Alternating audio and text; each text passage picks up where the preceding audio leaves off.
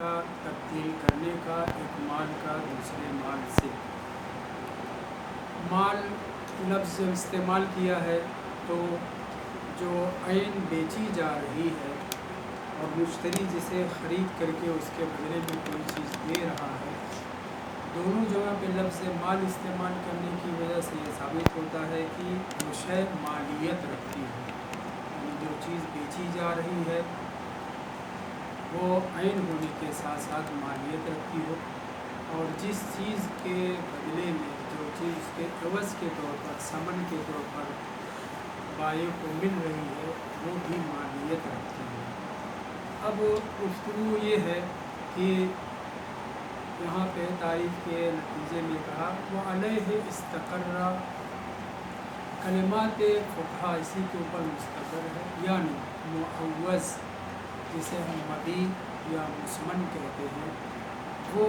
ऐन होना चाहिए, ऐन ख़ारिजी होना चाहिए। मनफ़ात हो सकती है, नहीं हो सकती है, इसके ऊपर गुफ्तगू है। ऐन ख़ारिजी होना चाहिए, ऐन शय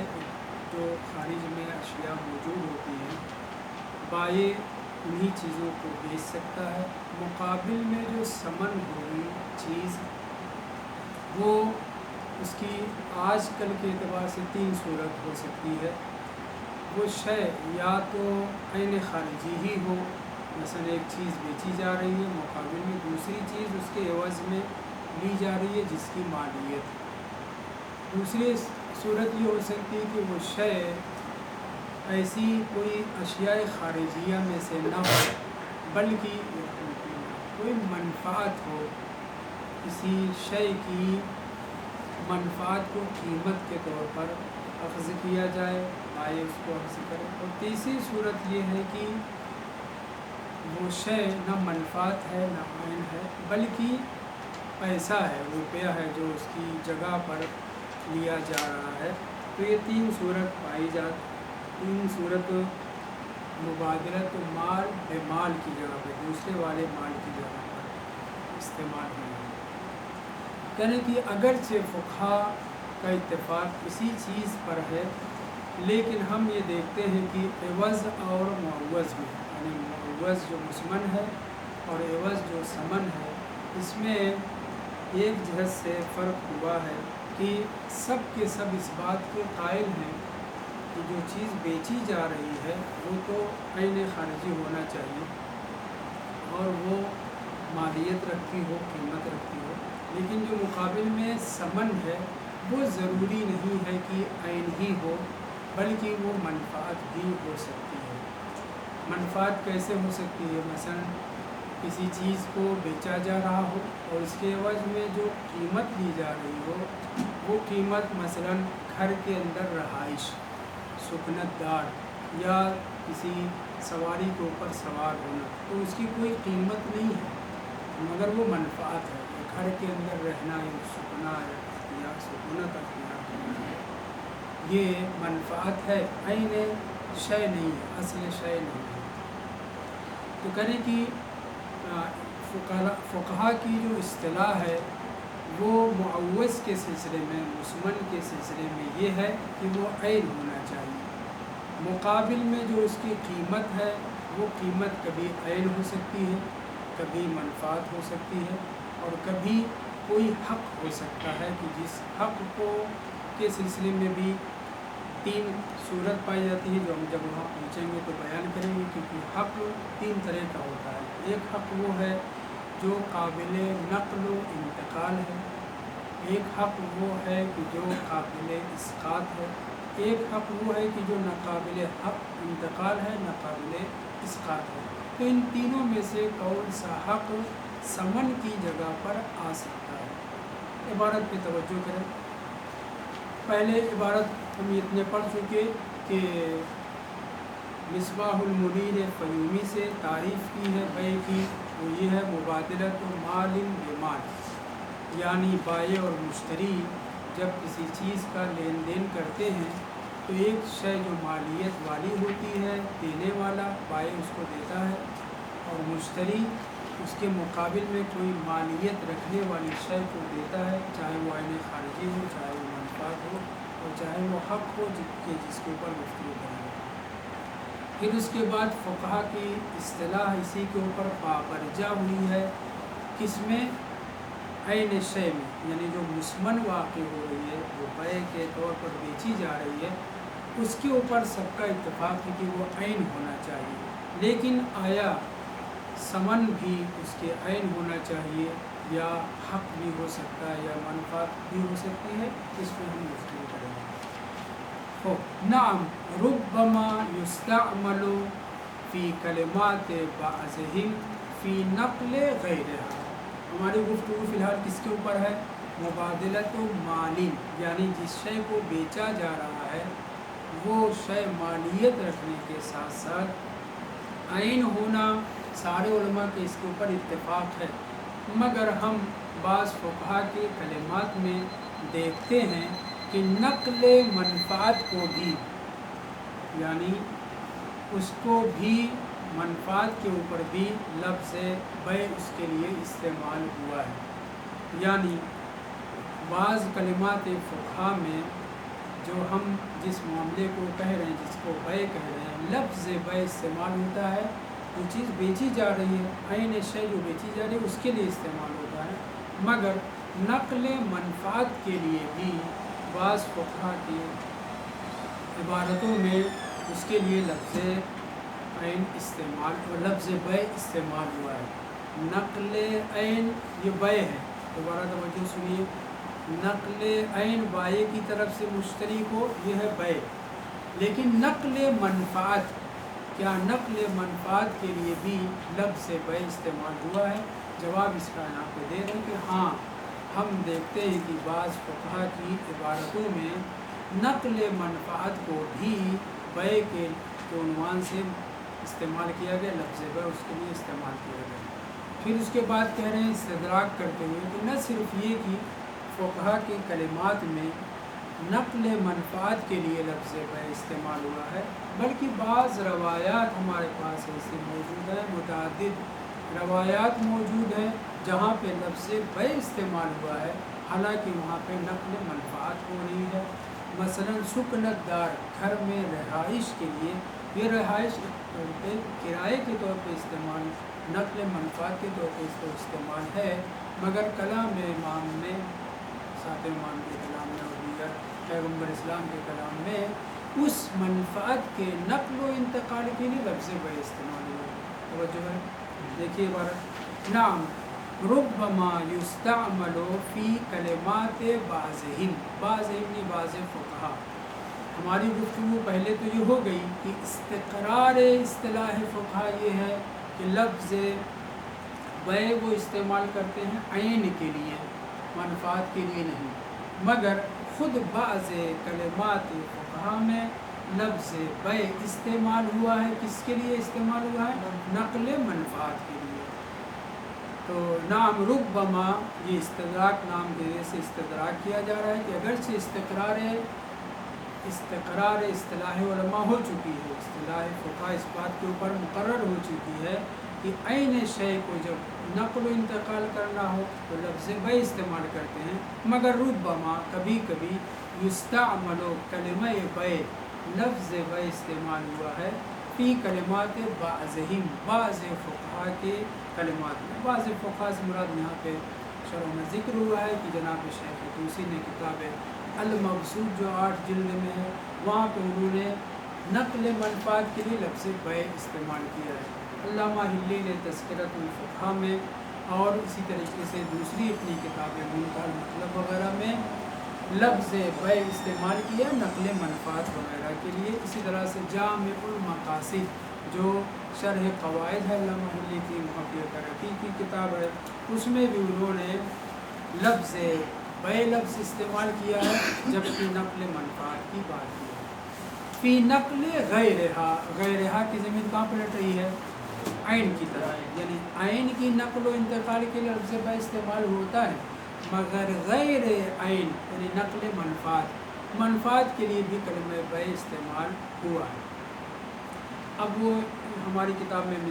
شرحوں میں مثالیں دی ہوئی ہیں کہ کہاں پہ انہوں نے کون سے کلمات استعمال کیے ہیں، یعنی حق ہو رہی ہے نقل منفعت اور اس کے لیے لفظ بیع استعمال کیا ہے۔ بل، اب بل کیا ہے یہ بات کے اور مزید اضافہ کرنے کے لیے بل اضرابیہ ہے، یعنی نہ صرف یہ کہ فقہا کے کلمات میں نقل عین سے ہٹ کر کے نقل منفعت کے لیے لفظ بے استعمال ہوا ہے، بل ذالکا من کثیر من الاخبار، بہت سی روایات میں ایسا ہوا ہے۔ ذالکا سے مراد کیا ہے؟ یعنی لفظ بے استعمال ہوا ہے نقل منفعت کے لیے، عین کے لیے استعمال تو ہوتا ہی ہے، وہ تو اس کے اوپر استقرار ہے، اصطلاح فقہ ہے، بلکہ یہاں پہ جو استدراک کیا جا رہا ہے کہ نہ صرف یہ کہ فقہا نے نقل منفعت کے لیے لفظ بے استعمال کیا ہے، بلکہ روایات میں بھی، وہ بھی کثیر روایات میں نقل منفعت، نقل سکنتدار خدمت منفعت کے لیے بھی کلمہ بے استعمال ہوا۔ نہیں، استقرار اصطلاحی طور پہ تو ہے، لیکن کبھی کبھی جس چیز کے اوپر تسالم ہو چکا ہے، اجماع اتفاق ہو چکا ہے، اس کے خلاف بھی کیا جاتا ہے۔ اب جب خلاف کیا جاتا ہے تو وہاں پہ کوئی نہ کوئی مصلحت ہوتی ہے، یا کوئی نہ کوئی قاعدہ کوئی نہ کوئی قرینہ ہوتا ہے، تو نقل منفعت کے لیے لفظ بے استعمال نہیں کرنا چاہیے، نہ روایات میں استعمال ہونا چاہیے، نہ فقہا کے کلمات میں استعمال ہونا چاہیے، مگر روایات میں استعمال ہوا ہے مجازن، مگر فقہا کے کلام میں استعمال ہوا ہے مجازن، عنایت ہے، اس میں قرینہ پایا جاتا ہے اس وجہ سے۔ بل یظہر ذالکا، ذالکا سے اشارہ کس چیز کی طرف ہے کہ لفظ بے استعمال ہوا ہے نقل منفعت کے لیے، فی کثیر من الاخبار، بہت سی روایات میں۔ اب دو ایک روایت کی طرف اشارہ کر رہے ہیں، کل خبر الدال علی جواز بیع خدمت العبد المدبر۔ پہلے ہم لفظ مدبر اور عبد مدبر سمجھیں۔ کبھی کبھی ایسا ہوتا ہے کہ مالک، اس کے بہت سے غلام ہیں، بعض غلاموں سے خوش ہو کر کے اس کو آزاد کرنا چاہتا ہے، مگر اپنی زندگی میں نہیں چاہتا کہ آزاد ہو جائے، اس سے کچھ خدمت لینا چاہتا ہے، یا بہت محبت کرتا ہے تو وہ نہیں چاہتا کہ زندگی ہی میں آزاد کر دے، وہ چھوڑ کر کے چلا جائے، وہ اس کی خدمت میں رہے، تو اس سے کہہ دیتا ہے انت حر دبر وفاتی، تم آزاد ہو میرے مرنے کے بعد، دبر وفاتی یعنی میرے مرنے کے بعد تم آزاد ہو۔ اب یہ نہ تو یہ فی الحال آزاد ہے، نہ یہ مکمل طریقے سے مملکت میں، مملوکیت میں ہے، لیکن آزاد بھی نہیں ہے اور نہ ہی مکمل طریقے سے مملوکیت میں ہے۔ اب اس وقت یہ جو خدمت انجام دے گا، یہ خدمت مالک کی ملکیت میں ہے، یعنی یہ غلام بھی مالک کا ہے، ابھی بیچا نہیں ہے، اور حر بھی نہیں کہا ہے، حر معلق کر دیا ہے کس کے اوپر؟ وفات کے اوپر، تو ابھی اس کا غلام ہے، اسی کی مالکیت ملکیت میں ہے، اور جو یہ خدمت انجام دے رہا ہے، یہ خدمت بھی اس کے اوپر مالیت اور ملکیت کس کی ہے؟ مالک کی ہے، صحیح ہے۔ اس غلام کو فرض کرے مالک کا کوئی دوست آ گیا ہے، اب وہ اس کی خدمت کرنے کے لیے اس کو بھیجنا چاہے، بھیج سکتا ہے۔ مالک نے کوئی چیز خریدی، اس شے کو خریدنے کے بعد اس کے پاس دینے کے لیے پیسہ نہیں ہے، اس اپنے غلام کی خدمت کو ایک ہفتے کے لیے، 10 دن کے لیے، 2-4 دن کے لیے جس سے شے کو خریدا ہے، اس شے کی قیمت کے طور پر اپنے غلام کو بھیج کر کے اس کی خدمت کرائے۔ یہاں پہ جو خدمت کرائے گا یہ مالیت والی خدمت ہے نا، مالیت والی خدمت ہے، مبادلۃ المال بے مال کی جگہ پہ آئے گا، یعنی ثمن کی جگہ پر غلام کی خدمت کارگر ہوگی، واضح ہے۔ مگر یہ خدمت اس کے لیے لفظ بے استعمال نہیں ہونا چاہیے، مگر ہم یہ دیکھتے ہیں کہ روایت میں پیغمبر اسلام صلی اللہ علیہ وآلہ وسلم نے ارشاد فرمایا ہے کہ وہ غلام جو مدبر ہے، یعنی مالک کی طرف سے اس کے اوپر